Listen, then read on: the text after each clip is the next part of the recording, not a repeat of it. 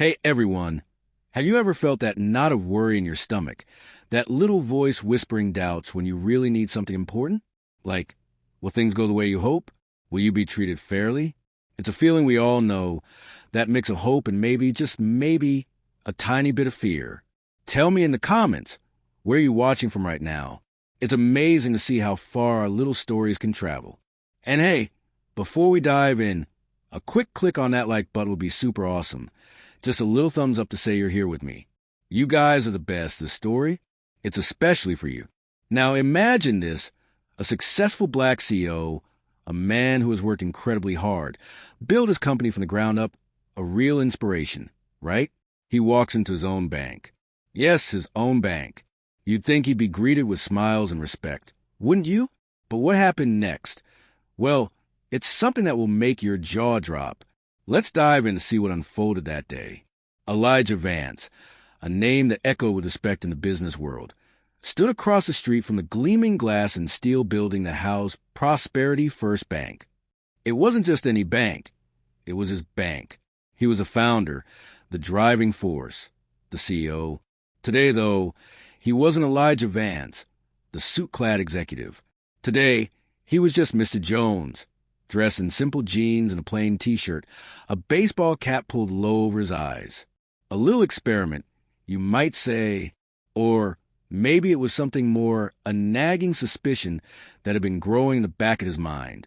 He needed to withdraw a significant amount of cash, nothing unusual for his level, but he wanted to feel what it was like to be just another face walking into his institution. He took a deep breath, the city air surprisingly still for a moment, and crossed the street. Inside, the bank hummed with the usual weekday activity. Tellers smiled politely at customers. The soft murmur of conversations filled the air.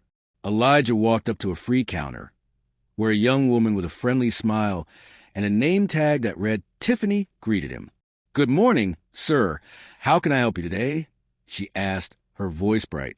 "Good morning," Elijah replied, his voice calm and even. "I'd like to make a withdrawal."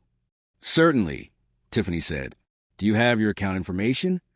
Elijah handed her a withdrawal slip, clearly filled out with his account number and the amount. Tiffany took it, her smile still in place, and began to type into her computer. A few seconds passed. Then her fingers stopped, her brow furrowed slightly. "Sir," she said, her tone shifting just a fraction, "this is a rather large withdrawal. May I ask the purpose?" Now, Elijah knew bank policy. For large amounts, they sometimes asked, but the way she asked, the slight hesitation, it pricked at that suspicion again. "It's for a private matter," he said simply, keeping his gaze steady. Tiffany's smile tightened. "I understand, sir. However, for this amount, I'll need to get authorization from the manager." "Of course," Elijah said, trying to keep his voice neutral, though a flicker of unease stirred within him. Tiffany disappeared into an office behind the teller stations. Elijah waited, his eyes scanning the lobby. He saw other customers, their transactions proceeding smoothly. An elderly white woman was chatting animatedly with a teller. A young Latino man was quickly handed his cash. Why was this different? Was it just protocol? Or was it something else? That gnawing feeling intensified. The manager, a man named Mr. Abernathy, emerged from the office. He was tall, with a stern expression.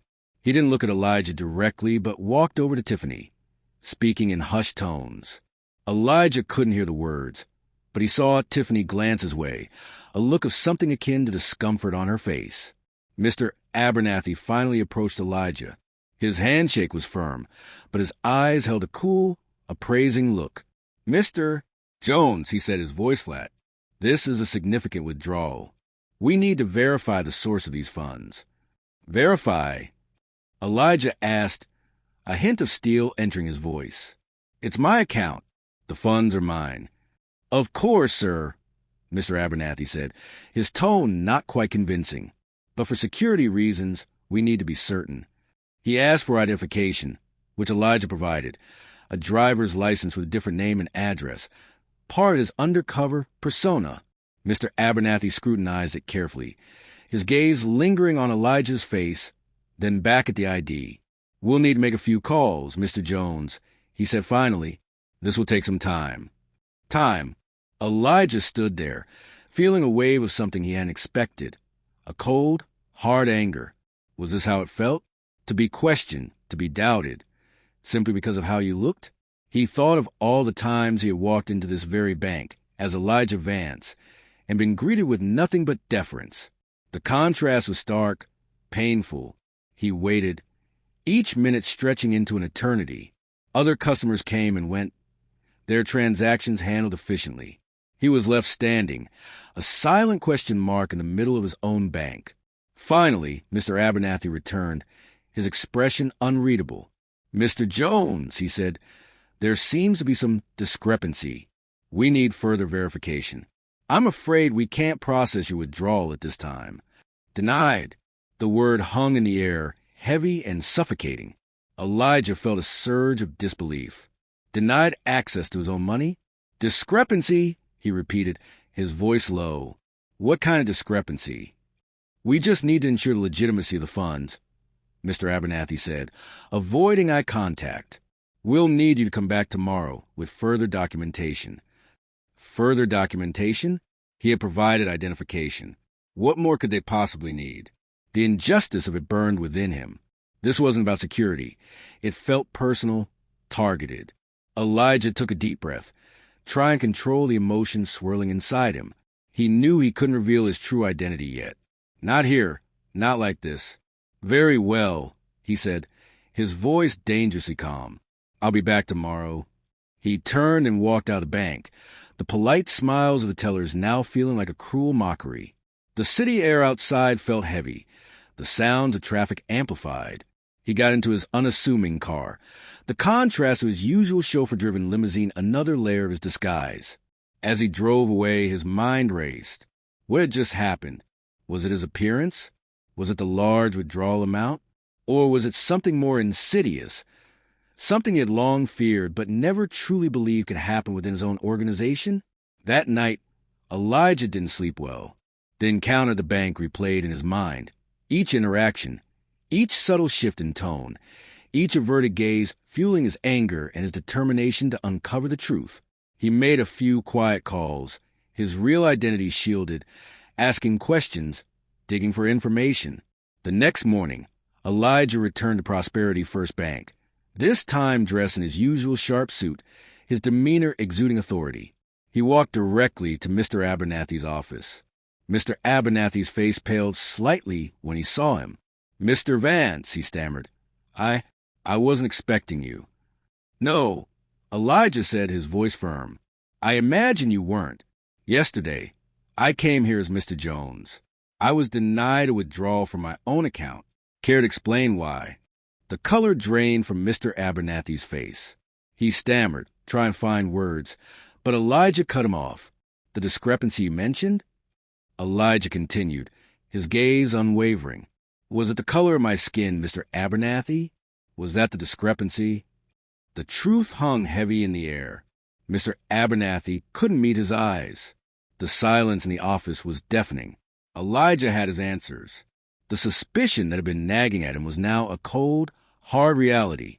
There was a bias, a prejudice, lurking within his own bank, the very institution he had built on principles of fairness and opportunity. He spent the rest of the day in the bank, not as a CEO in his ivory tower, but as a man among his employees, listening, observing. He spoke with Tiffany, who looked genuinely ashamed and confessed that Mr. Abernathy had made her feel uneasy about the transaction simply because of Elijah's appearance. The truth was a bitter pill to swallow, but Elijah knew he had to act. He couldn't allow such injustice to fester within his company. The following week, Mr. Abernathy was no longer employed at Prosperity First Bank. Elijah addressed his staff, not with anger, but with a heavy heart and a renewed commitment to equality and respect for every single customer, regardless of their background. He implemented new training programs, emphasizing diversity and inclusion, and made it clear that such behavior would not be tolerated. It was a painful lesson, a stark reminder that even in places where you build your dreams, shadows of prejudice can still exist. But it was also a moment of profound change, a chance to reaffirm the values his company stood for. And for all of us watching, it's a reminder that we need to be aware, to be vigilant, and to speak up against any form of injustice we witness. Because everyone deserves to be treated with dignity and respect, no matter who they are or how they look. What are your thoughts on this story? Have you ever experienced or witnessed something similar? Share your experiences in the comments below. Let's have an open and honest conversation. And if this story resonated with you, please give a like and share it with others. Let's spread the message of equality and understanding. The moral of the story is clear.